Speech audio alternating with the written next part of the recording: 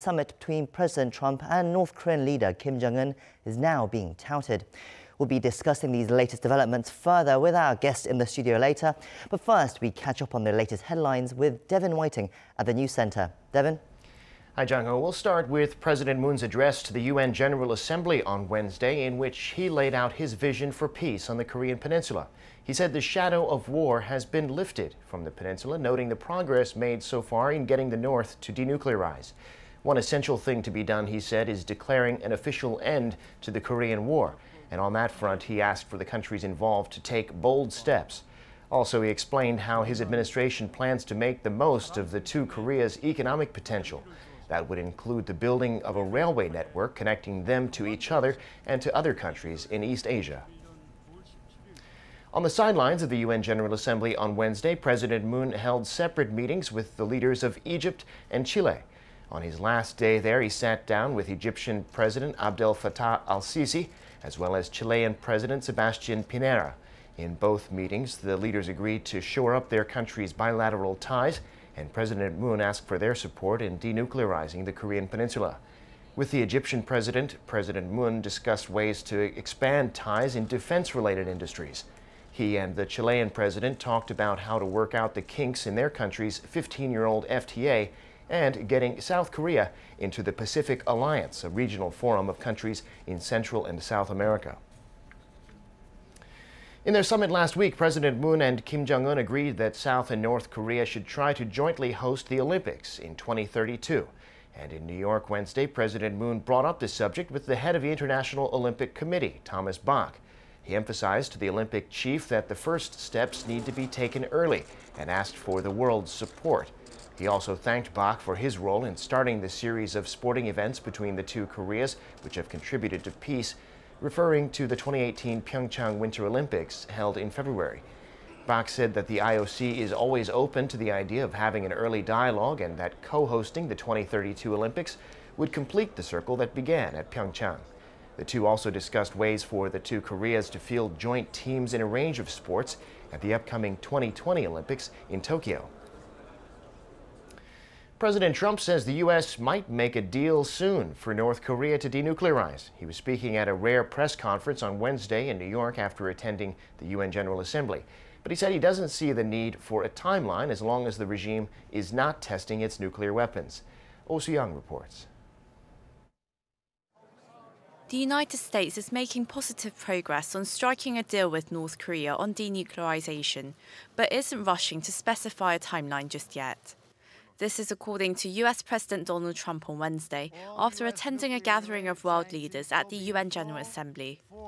Addressing criticism he failed to secure a timeline on denuclearization or concrete pledges from the North, Trump said there had been substantial follow-up action after his June 12 summit with North Korean leader Kim Jong-un.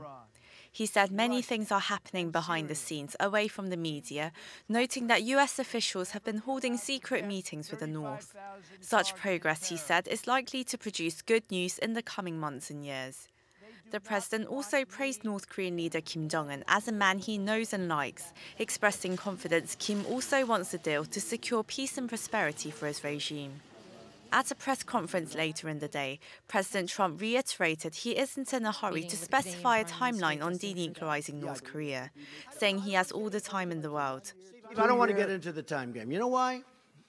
I told Mike Pompeo, I said, Mike, don't get into the time game. We stopped them. They're taking down plants. They're taking down a lot of different testing areas. They're going to take down some more. You'll be hearing about that very soon. I don't want to go ahead of myself, but you'll be hearing about it soon. He also insisted he hadn't given Kim Jong-un anything, amid criticism that Singapore's summit has seen few concessions from North Korea. President Trump said until denuclearization occurs, international sanctions on the North must remain intact, including those on ship-to-ship transfers, which he previously said are being breached by certain nations. Oh Soo-young, Arirang News. The U.S. Secretary of State Mike Pompeo will be heading to North Korea next month with the hope of making some progress on the regime's denuclearization. He'll also be coordinating with officials there on a second summit between President Trump and Kim Jong-un. EG1 has this report. U.S. Secretary of State Mike Pompeo will be traveling to North Korea in October in a fresh bid to breathe life into the stalled talks between Pyongyang and Washington. State Department spokesperson Heather Nauert confirmed the trip on Wednesday, shortly after Secretary Pompeo's meeting with North Korean Foreign Minister Ri Yong-ho on the sidelines of the UN General Assembly. She said Pompeo accepted the North Korean leader's invitation to travel to Pyongyang next month to make further progress on the implementation of the Singapore Declaration, including the final fully verified denuclearization of the North, as well as to prepare for a second summit between the two leaders. The trip would be Pompeo's fourth to North Korea, which was initially planned for August until it got canceled by President Trump, as he thought there hadn't been enough progress made on denuclearization. Pompeo also tweeted about his, quote, very positive meeting with his North Korean counterpart. He uploaded 2 pictures of them shaking hands and talking, and said they discussed the upcoming summit and the next steps towards the denuclearization of the Korean peninsula. Pompeo added that much work remains, but they will continue to move forward. This comes just hours after Pompeo gave an interview to CBS, where he said the U.S. is working to get the conditions right so it can accomplish as much as possible during the second summit.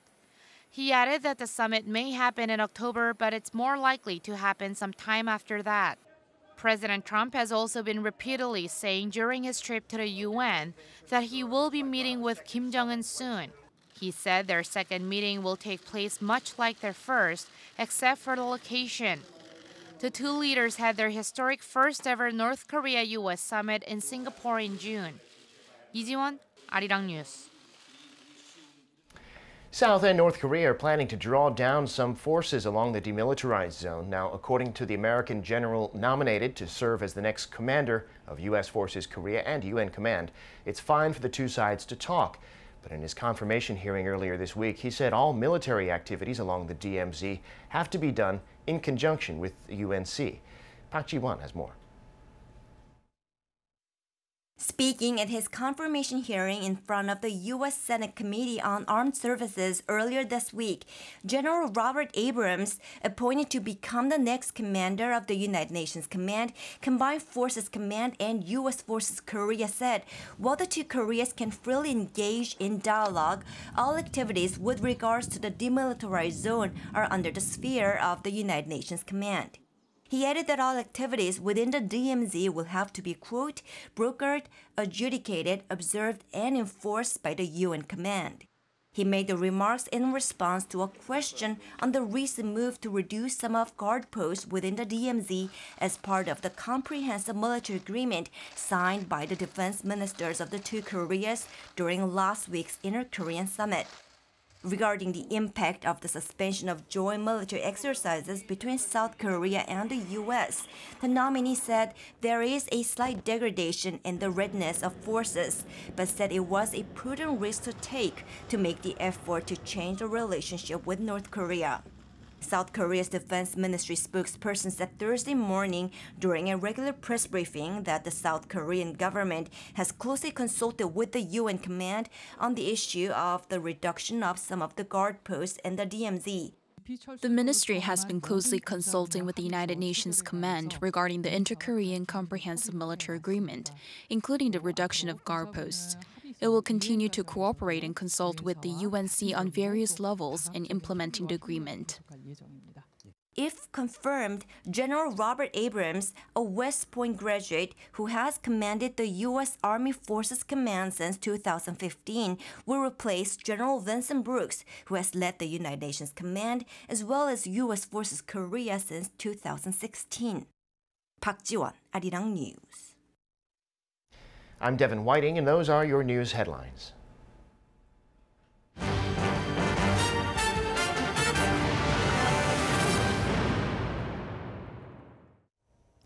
As mentioned earlier, rounding off his trip to New York this week, President Moon Jae-in delivered a keynote speech at the UN General Assembly on Wednesday.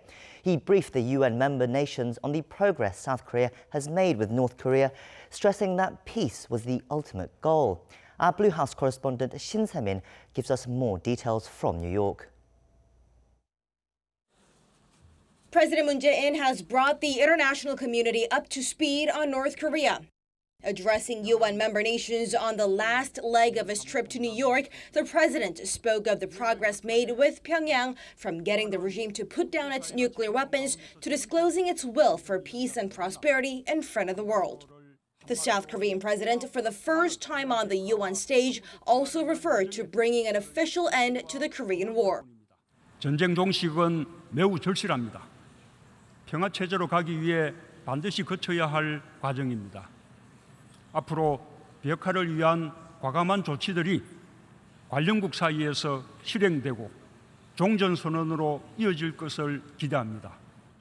Adding to his case for a peaceful Korean peninsula, President Moon revealed his administration's plans to utilize the joint economic potential of the two Koreas.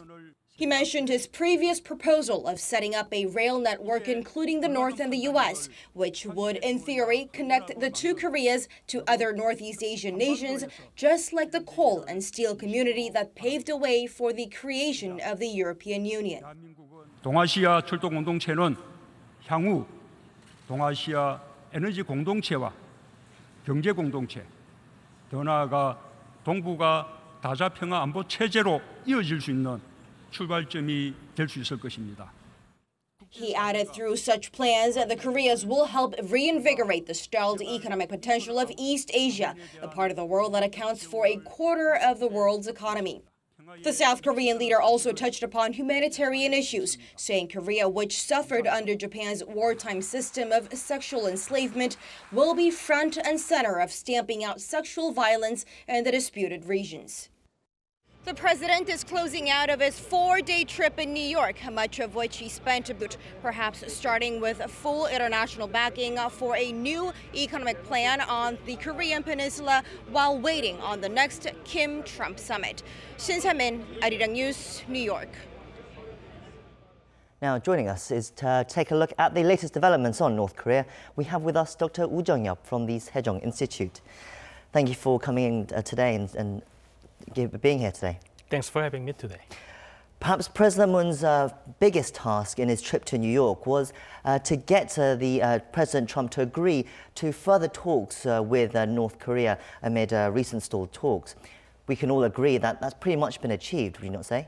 Yes, President Trump and Secretary Mike Pompeo mentioned that they got the invitation from North Korea and they accepted it. So I think that President Trump is going to meet Chairman Kim very soon.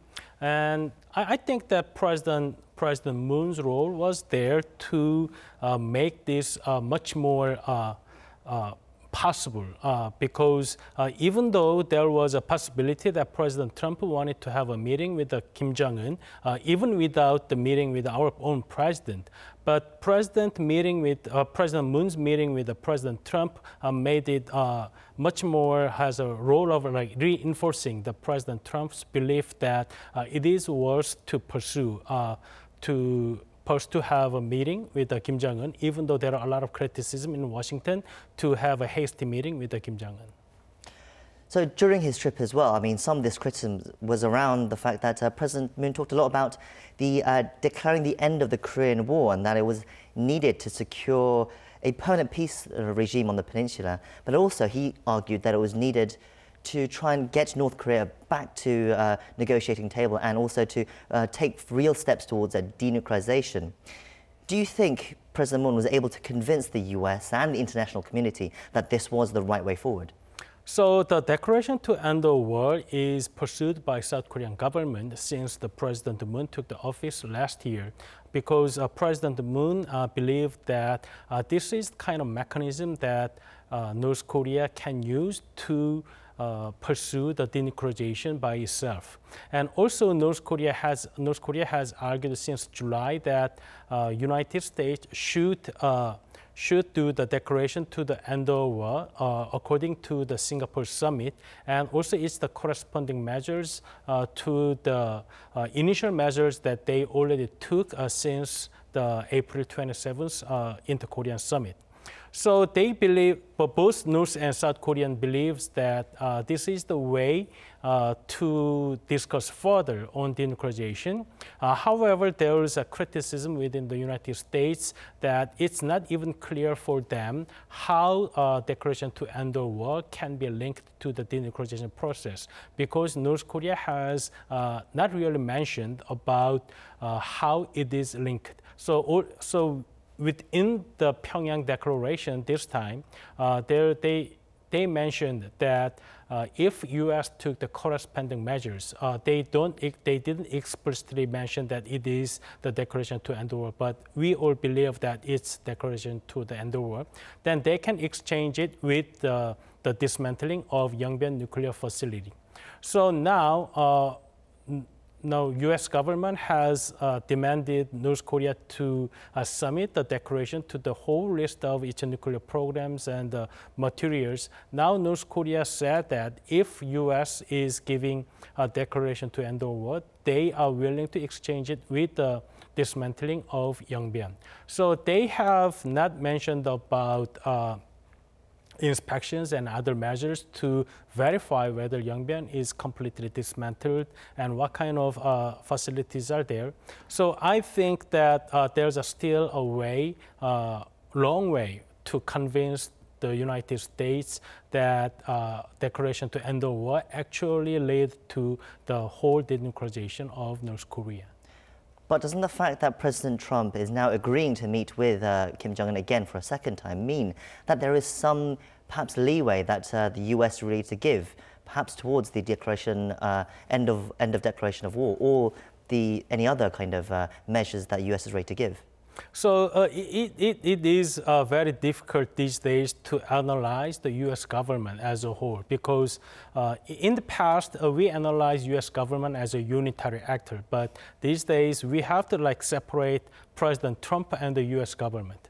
So there's a skepticism within the U.S. government about the intention of North Korean government, North Korean and its leader Kim Jong-un, about giving up their own nuclear weapons. But President Trump seemed to buy Chairman Kim's argument.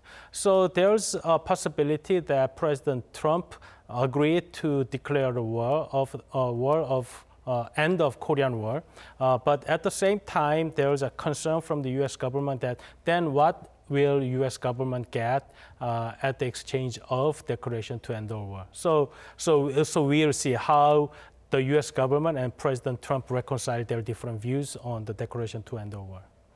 Let's turn to Donald Trump's remarks about Kim Jong-un at the UN General Assembly. I mean, it is quite a remarkable turnaround compared to what he said last year and compared to what he said this year. Let's take a quick look at this video that we have prepared, comparing the two speeches from 2017 and this year, 2018. The United States has great strength and patience. But if it is forced to defend itself or its allies, we will have no choice but to totally destroy North Korea. Rocket Man is on a suicide mission for himself and for his regime. We have engaged with North Korea to replace the specter of conflict with a bold and new push for peace. I would like to thank Chairman Kim for his courage and for the steps he has taken. So, from Rocket Man to Chairman Kim with courage for the steps that he has taken. It's really a remarkable change in tone. What do you make of Trump's speech at the UN General Assembly this year? I think that there are two reasons why President Trump mentioned very differently compared to his last year's speech. First, he has to show that his policy with regard to North Korea has been successful.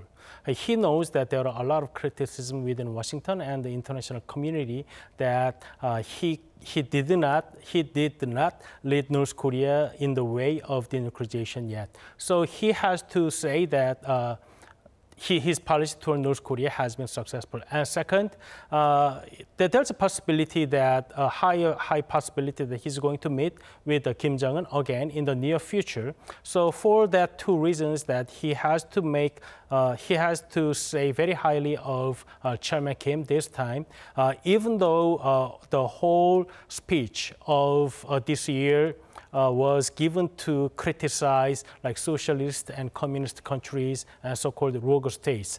So North Korea can be still considered in that category, but he differentiated North Korea from other rogue states this time. Trump made various remarks over the last few days on North Korea, apart from what he said at the UN General Assembly. But perhaps one of the most striking, I think I found, was that there's comments where he made that he's not concerned about the timeline for North Korea's denuclearization. He said whether it takes 2 years or 3 years, that's, it doesn't really matter at the moment. He's saying, but so far it's been understood that the US has been demanding a timeline from North Korea, but now it seems like there's been a change in policy from the US. I mean, what do we make of these Trump's comments? So first, what President Trump mentioned today does not reflect any change in the U.S. government policy toward North Korea. So the reason that President Trump mentioned that no timeline is important because that he has to defend himself from the criticism from the Washington, that the Washington think tanks and the experts has argued that since Singapore, there is no real progress made to the denuclearization of North Korea. So they criticize President Trump's approach. So President Trump now has to defend his policy toward North Korea. So he mentioned that North Korea has not tested anything, and North Korea has returned the remains of the U.S. soldiers, and North Korea is dismantling its nuclear test site and also the missile engine site. So the reason why he mentioned that the timeline is not important, because he has to defend the slow progress of his policy toward North Korea. And also he has to defend himself in the future when his second meeting with Kim Jong-un does not produce any concrete measures again. So I think it's more of in defensive nature than a reflection of the change in the policy. Let me go back to a little bit more about President Moon's message about North Korea that he's made over the last few days as well. So let's see, one of the things he mentioned during his trip was he stressed how economic cooperation with North Korea could open new doors for everyone in the region, giving the potential example as the East Asian railroad community that he mentioned as a prime example. What do you make of his intentions giving these examples? Do you think he has an eye on the international sanctions on North Korea and about possibly raising them? So I think that if United States agree to announce the declaration to end the war, then the next step might be about the sanctions imposed on North Korea. So without lifting sanctions, there is no project possible with the North Korea in economic terms.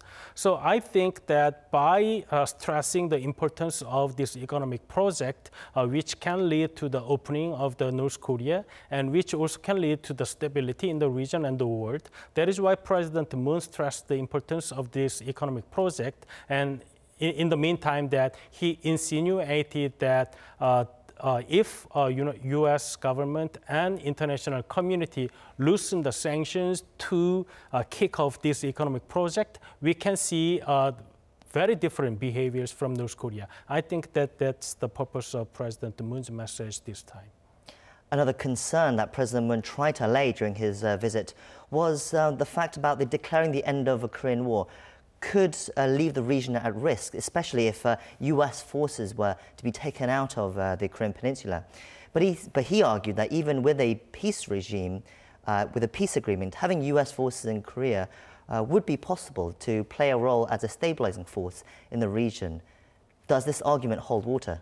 So this discussion about declaration to end the war was very tricky. So technically and legally, declaration to end the war is just a symbolic and it's political, so it's not binding at all. So all the legal foundation for the UN command and the presence of the USFK are not affected by the declaration to end the war.